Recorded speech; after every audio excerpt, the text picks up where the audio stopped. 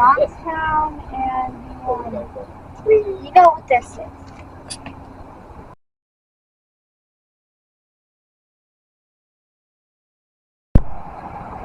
And on May 31st, in 1889, this collapsed. And it's collected. It was very sad. Yeah, that's sad. That's very sad. And sad. Oh my god, that's so big. That thing scares me.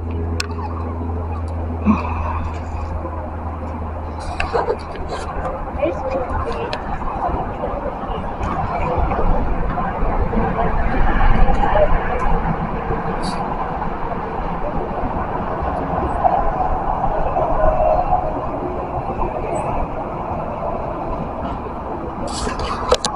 Even that doesn't work. Oh god! Like, if you were in a Hey, top story hey. in one of them buildings, you're not going to see this. And it's right next to them. Exactly. That's right next to them. Or it's because I got destroyed in the day. I know, because it didn't get destroyed. That was...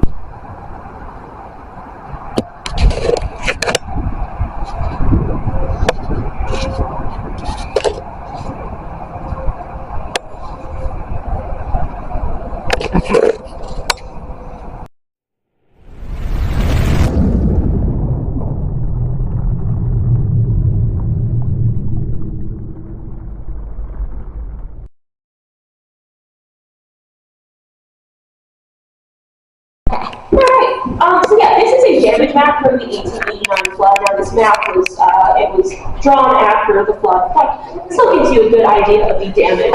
Now this right here is the Pennsylvania Railroad Stone Bridge, and this is the Pennsylvania Railroad line. So everything in this yellowish green color here survived the 1889 flood, and everything in this bluish green here was destroyed, okay? And if you look closely, this is the Wagner Ritter house, okay? And this is the alleyway out back, so they really just, they really came close, got lucky here.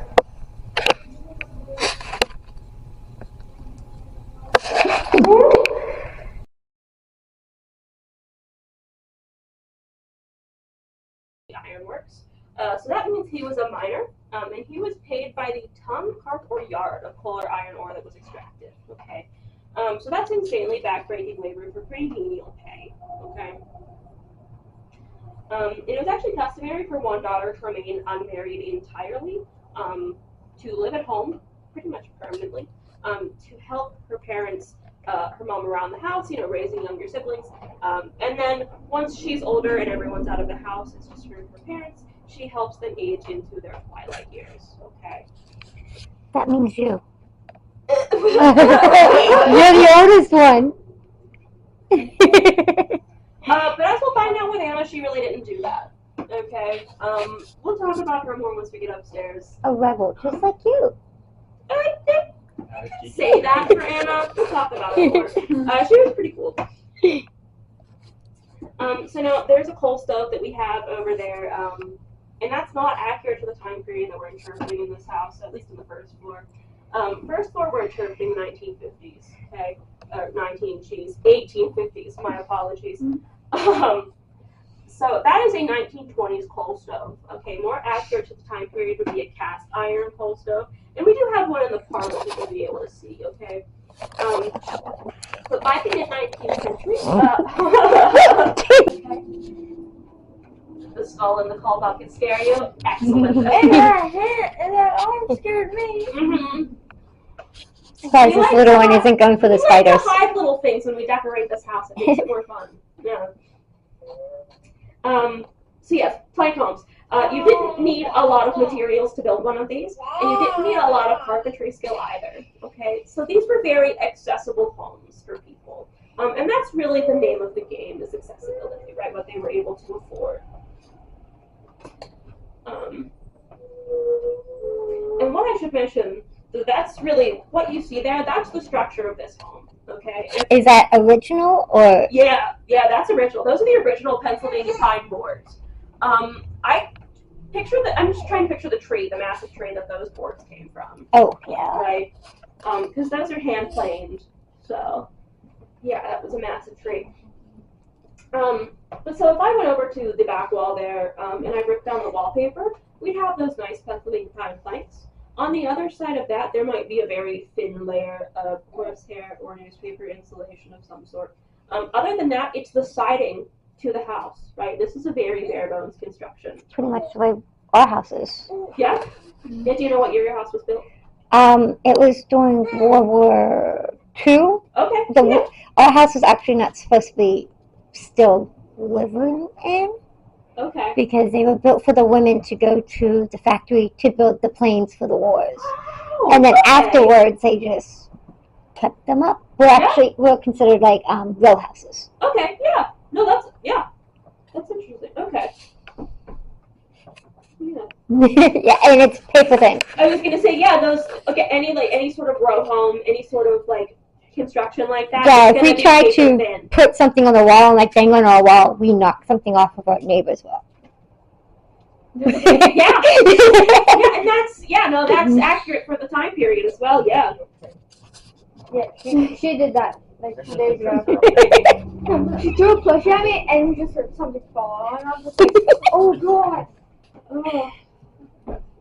That's a little too close to your neighbor. And heating is crazy because it goes out and then it comes back in. I was gonna say, you can't keep heat in. It just escapes no matter how hard you try. From Yeah. her room, you can hear the neighbor's bed squeak when they get in and out. Yeah. Oh god. It scared her when we first moved in. She thought it was a ghost. Yeah, that's understandable. If you're not used to those paper thin walls, yeah. Oh, yeah. Yeah. Because we came from a brick house. Oh, And then we moved to a paper thin row house. That'll do it. It actually sounds kind of like these floorboards. Yeah. Squeaky? Oh, yeah. Okay, so I talked about a little in the visitor center. I mentioned how the home in the 1867 Sanborn map was shown 18 feet back from Broad Street. Okay. In the late 1860s, in order to give themselves more backyard garden space, the Wagners had their home rolled 18 feet forward to the edge of Broad Street. Okay.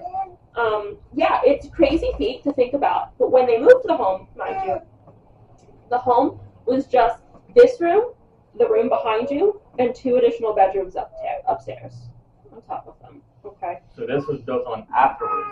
Built on afterwards, and then there are 2 more bedrooms on top of the kitchen and back porch that they added after the kitchen. You Oh, go so this up is and a then 4 around. bedroom. Oh yeah, it's originally Wow. 4 room, but technically 4 bedroom. Yeah. Wow. Small. 5 before they added a bathroom. 5 room before they added a bathroom. See, it's bigger than our house. Yeah. We have 2 bedrooms upstairs, a bathroom, Okay. a kitchen, and a living room downstairs. Hmm. And that's it. Yeah. That's yeah. And we have an attic. You might be better living in something like this. I know. Honestly, it's a decent sized house. Especially with their additions, with the Wagner's additions, that's really what made it a decent sized house. It seems cozy, but not too much. Exactly. Now imagine it with 9 people in it. Oh, that would be With 9 claustrophobic. grown adults, it can get a little crowded in here, but they weren't all in the home at the same time. You know, the men had different shifts, so they were in and out. The Wagners, I did pretty okay for themselves, you know, being a working class immigrant family especially. And it's actually chilly in here, so it stays cold during the summertime, it feels like. The house does stay cool during the summer, which is very nice because we don't really get a lot of that sun. Because of the house next to us, it blocks most of that sunlight throughout the day, right? So the house does stay very cool in the summer. However, in the winter, we actually close the house down in the winter. We have to turn the water off. We close the house down. It just because it gets like 30 degrees in this house. I don't want to get tours in this house when it's 30 degrees. No one wants to take tours when it's 30 degrees in this house. And that's one thing when you can, run the stovepipe. I mean, the only source of heat to this house currently, visitor center ignoring it entirely, there is a heater in the basement that runs, during the winter to keep the pipes from freezing down there, because that's where the water inlet is. Wow. We have a heat, yeah, and that does actually heat this house. It does keep it a bit warmer in here. The visitor center is climate controlled though, which is nice. But that's the only source of heat to the house, is that heater in the basement. Wow. It's crazy. Oh yeah.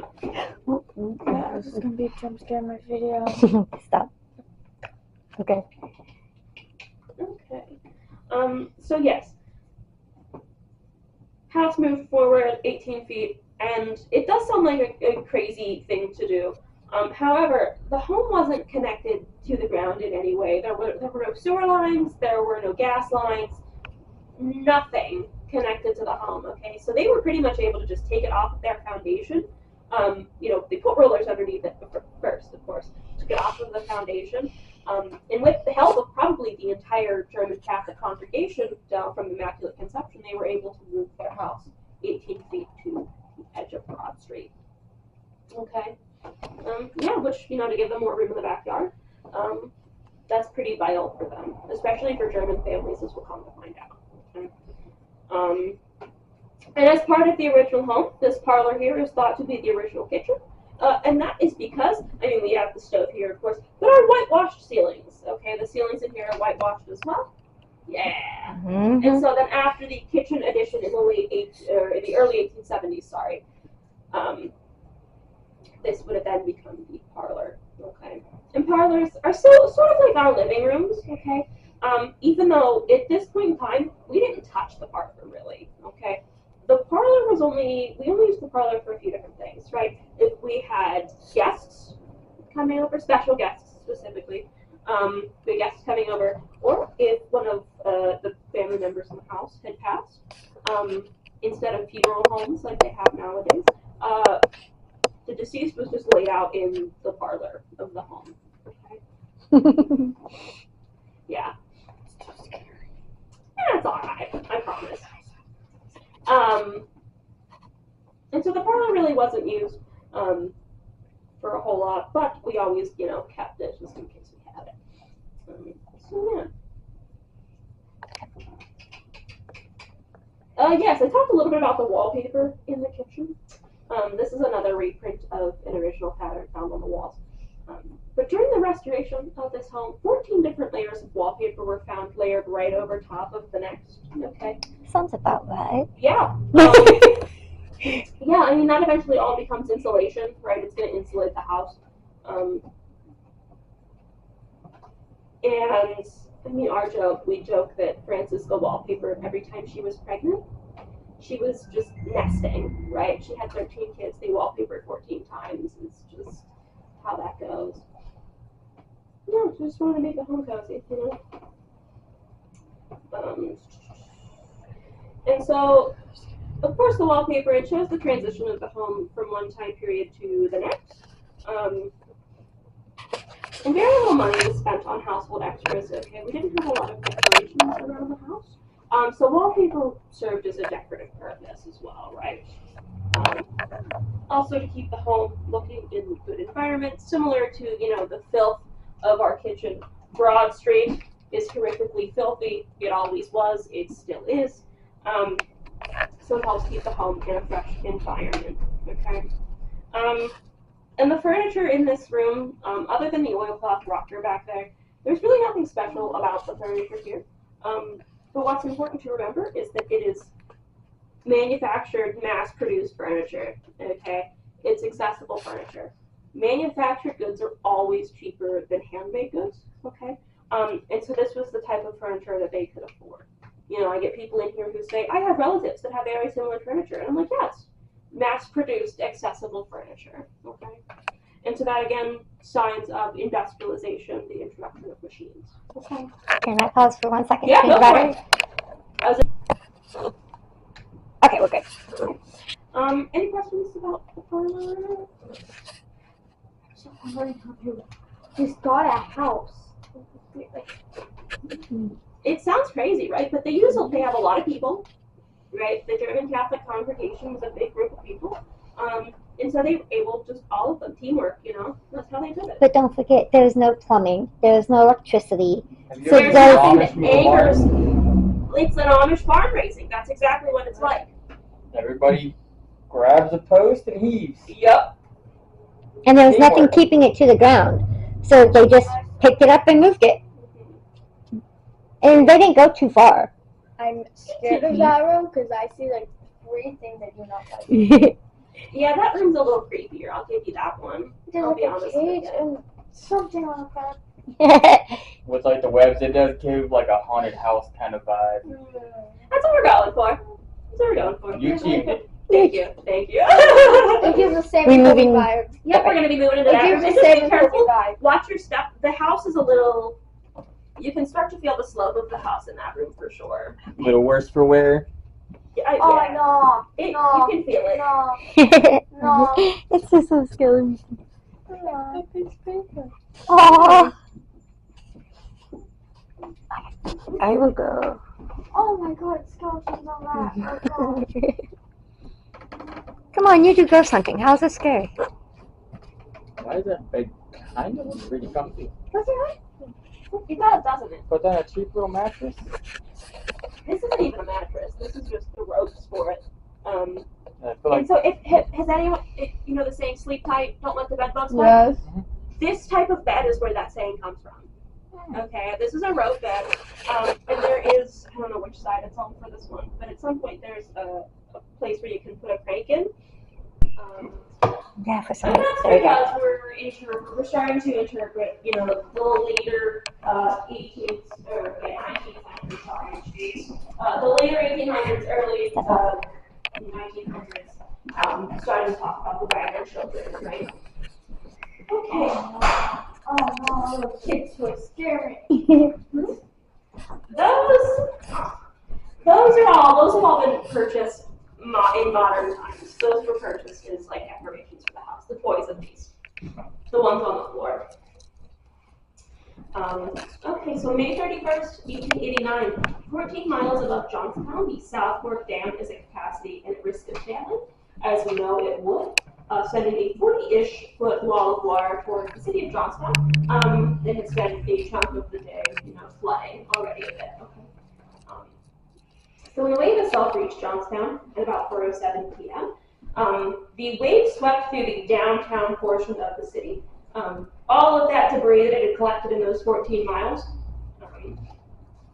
as well as all of downtown, essentially caught on the Pennsylvania Railroad Stone Bridge. Okay, and that caused, basically created a second dam that would lower the force of the water that entered this side of the city. Okay.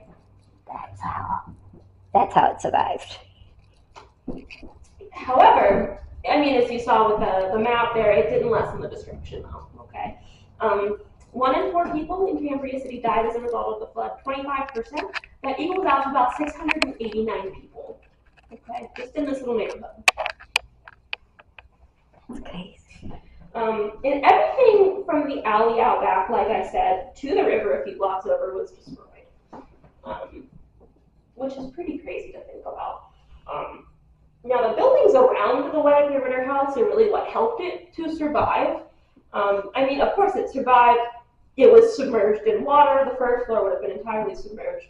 But the buildings around the house are really what saved it, right? Catching debris that would have otherwise taken the house out, things along those lines.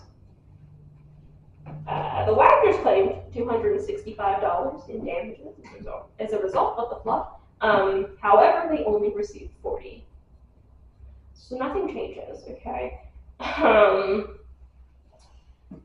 The extent of the damage of the home, though, the extent of the damage done as a result of the flood is really unknown to us, though, right? We don't know how badly damaged the home was. We know, like I said, the first floor would have been entirely submerged. And we know that the family lost the 2-story carriage house and the 1-story shed out back. Those were damaged in the flood, okay? But other than that, the house survived miraculously. All 9 members of the Wagner family were in the home at the time of the flood, which was probably one of the few occasions that they were all in the home at the same point of time, right? Because like I said before, they all worked different shifts in the mills and the mines. So there were probably only a handful, maybe two, occasions where all 9 members were in the home at the same time. And this just happened to be one of them. And yeah, the Wagners hold up here on the 2nd floor of their home. And though I cannot validate or confirm what I'm about to tell you in any way, shape, or form, it's one of the stories that has been passed down through the family through generations. So the family lore, as we like to call it, states during the '89 flood, the Wagners were holed up on the 2nd floor of their home here and noticed a woman floating down Broad Street in the floodwaters. And so very casually, they were able to get her attention and get her at least to swim over to their window. So they were able to pull her through one of the front windows here through the home. Okay.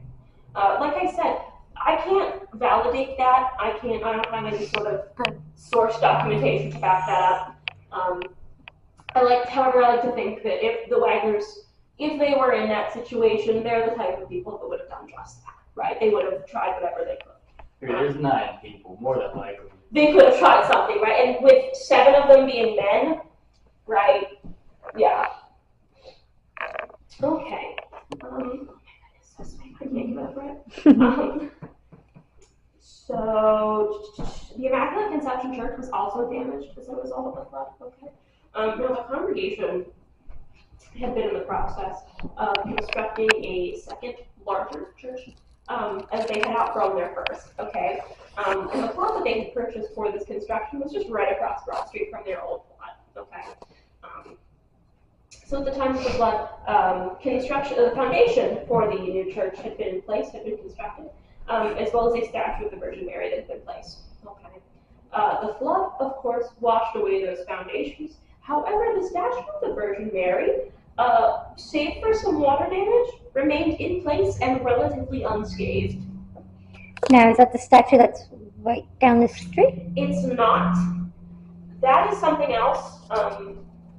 That's a privately owned statue. But the statue, the St. Mary statue, and the Virgin Mary statue, it is somewhere in one of the Catholic churches in town. Oh, okay. I don't know which one, but I know it's in one of them. But yeah, so save for some water damage, it remained relatively unscathed. Okay. And so in the years following the flood, members of the congregation began creating shrines like this one right here. As a way to commemorate the event, to memorialize the parish members that they lost in the flood. And I know these were also then auctioned off then to benefit the congregation as well. Okay. I personally think they're pretty neat. I'm not a very religious person, but just for the fact that they're all handmade, so they're all slightly different from each other. They differ in just very slight ways, but they all have this same general appearance, right? There's another one in Anna's room that I can point out that has more color to it. Okay. But the parish itself lost 160 members in the flood, which is pretty substantial. Okay. And to give you an idea here, Joseph Ritter, Anna Wagner Ritter's husband, he lost his mother, 3 sisters, and a brother in the flood. Okay. And the Ritters lived at the corner of 5th and Chestnut, which is right here, less than a block from the Wagners. Okay. So that really shows you just what a very short distance can do damage-wise. It's kind of miraculous in a way that these folks survived as well as they did, But yeah, any questions about the flood stuff? I know you've had some interest in the flood and that kind of stuff. I think this is kind of cool. Oh yeah. Just knowing just an alleyway difference. An alleyway difference. Mm-hmm. Oh, and this house would have been gone. It's crazy to think about.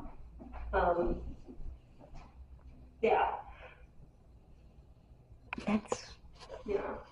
Because when you look out, because even though I just saw you looking out the back window, when you look, there's like 2 blocks more over to the river. And so everything from that, imagine you could just look out the alley, you look at that back window, and it was just to the river. you can just see to the river. Yeah. Yeah. They're lucky. They're really lucky. Really, that's all, it's really what you have to call it, is luck. Yeah, and I have some pictures here. I have a couple of these pictures, just blown up and on an iPad. Let me kind of see here. I like this picture specifically. It's taken from up behind the mills on Prospect Hill, looking down into Cambria City this way. You can see the light gray of the river, the light gray over here of Broad Street, and you can just see the line of destruction through the neighborhood that the wave took, right? Downstairs was the one that was flooded. Yep, downstairs would have been completely flooded. And all 9 of the Wagners were up here on the 2nd floor at their home during the flood. Do you know how long they had to stay upstairs? I don't.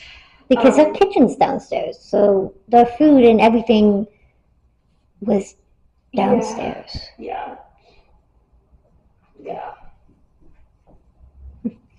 It would have been hours, I would say, just because of how long it takes for water to recede.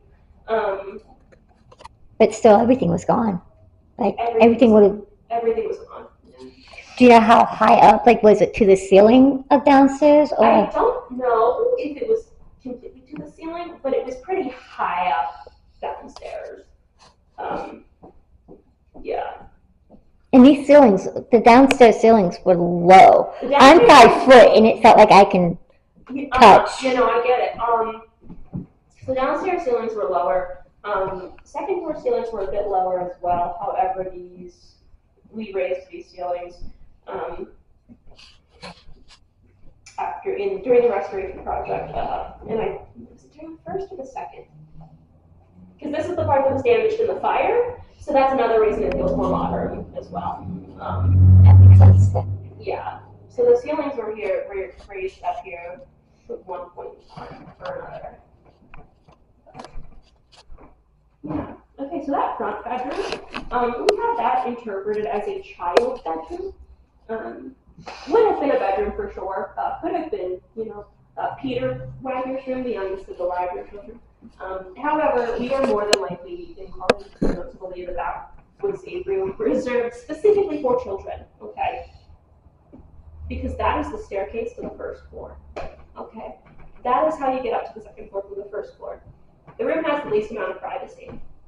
Okay, children did not have private business to attend to, so they didn't need privacy. Okay, children were given the room with the least amount of privacy. Okay, and yeah, if you notice, there are no hallways in this home. It's all walk-through. Okay, and that's because hallways were a waste of space.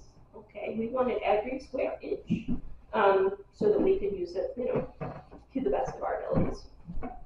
Now, would this have been a bedroom? This would have been a bedroom, yes. And I talked a lot about children's day-to-day chores and their responsibilities, but kids were allowed to be kids too, okay? And German children specifically, kids would, of course, play in their bedrooms, things like jacks, marbles, pickup sticks. However, children, specifically German children, were not allowed to play in the backyard. Okay. The backyard was not for play. It was for our garden. It was for our bake oven. It was for, some farm animals, chickens, those sorts of friends. It was for sustaining our livelihoods in one form or another. It was business. Okay. It wasn't for play. So German children.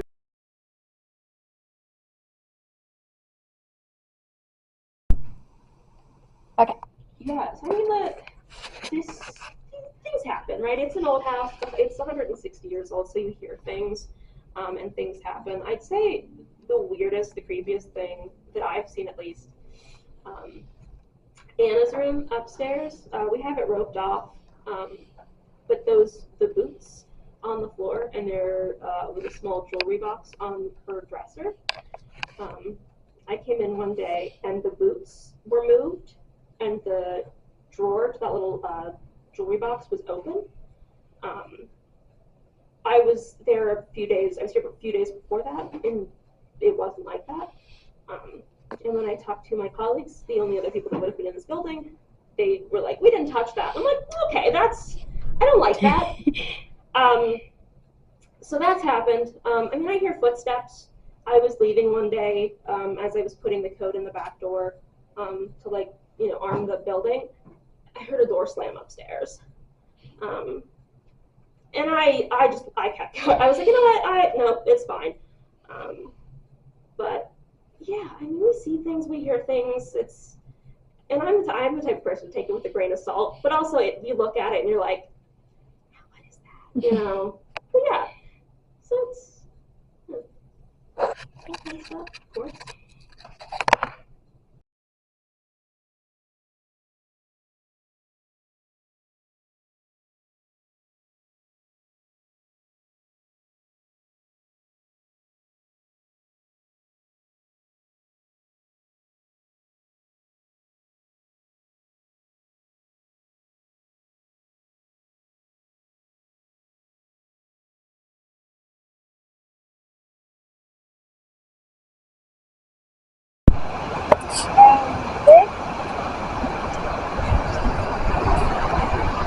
What?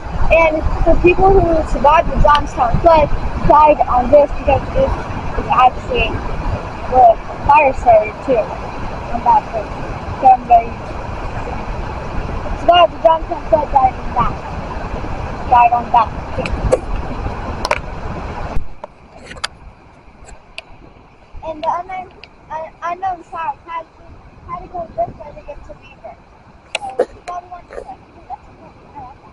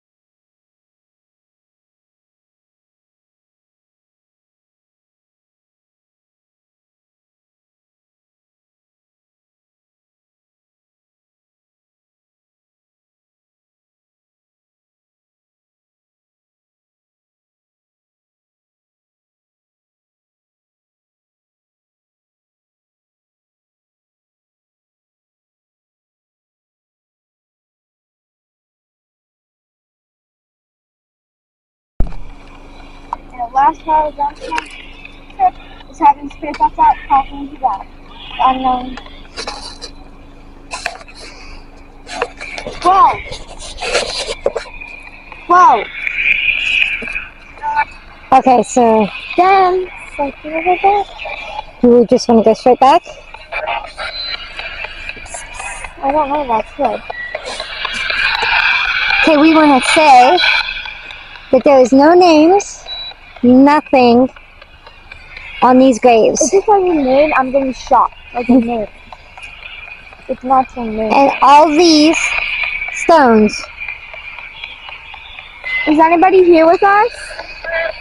Then something. Represent Represent. a person who has not been claimed from the flood. Yes.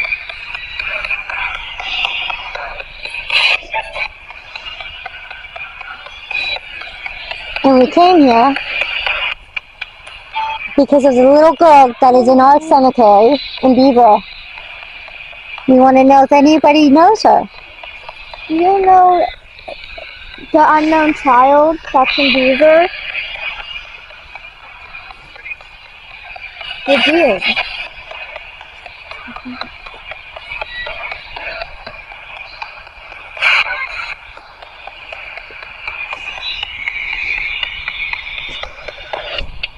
Oh.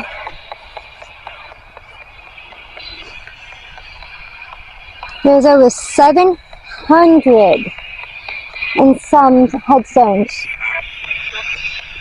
to represent the unclaimed. Okay, I don't know. That was a different language. Maybe different languages. But yeah, they're all different. And this right here is a monument.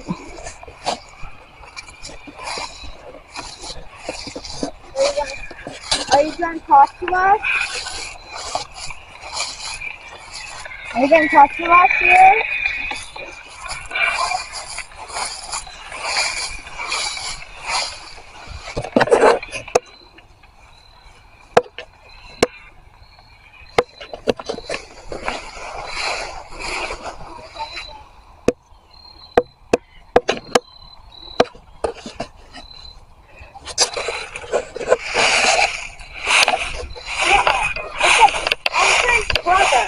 Entrance brother. Well, the entrance is right down there. It said brother. Cameron. It said entrance brother. And all of these stones are just like the little girl that's in the cemetery. You know someone called the unknown child from Beaver. Do you know her? Or do you know her name? You might get her name here.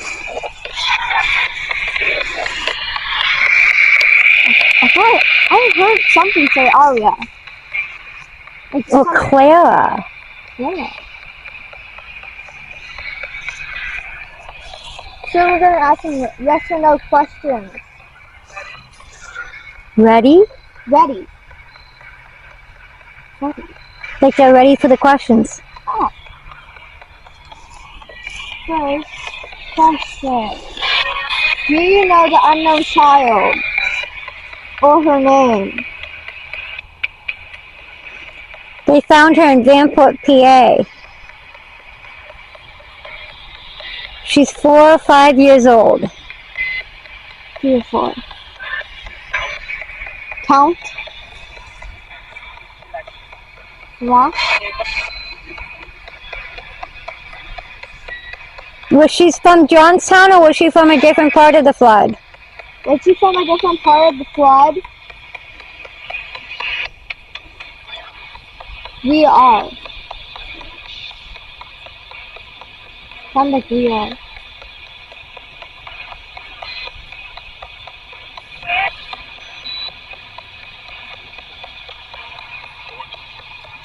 Old. Old.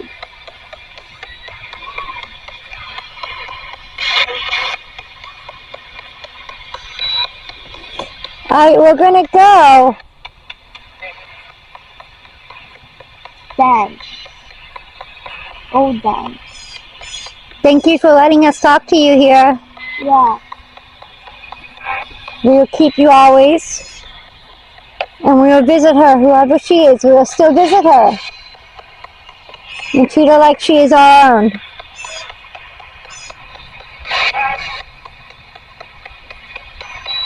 Dad? Dad.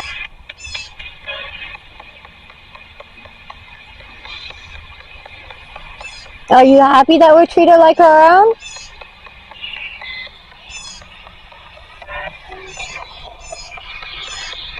Root.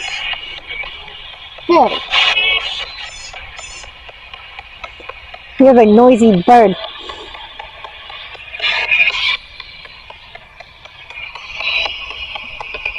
Thank you for talking, and we're gonna go now, okay?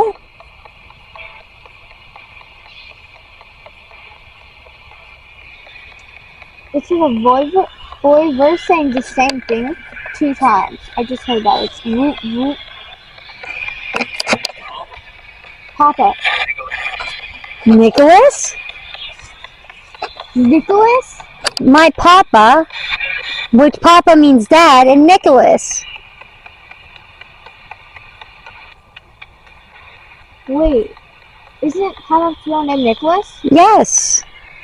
And it would say papa because papa means dad. Is he here with us right now? Is Nicholas here with us?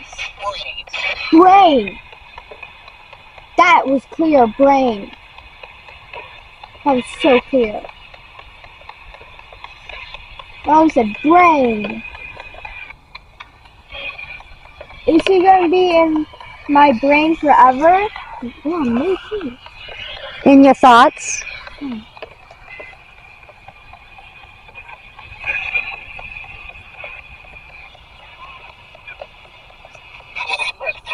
English.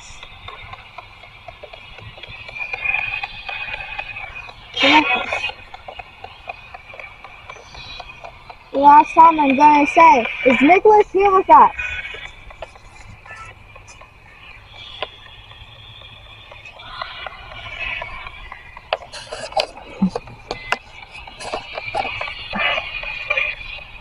Nick.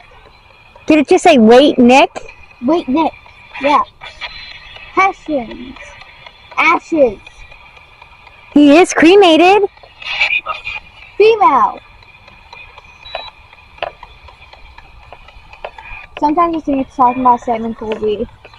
Imagine it says, Sam, just come with me. Okay. Bye. Thank you for talking to us.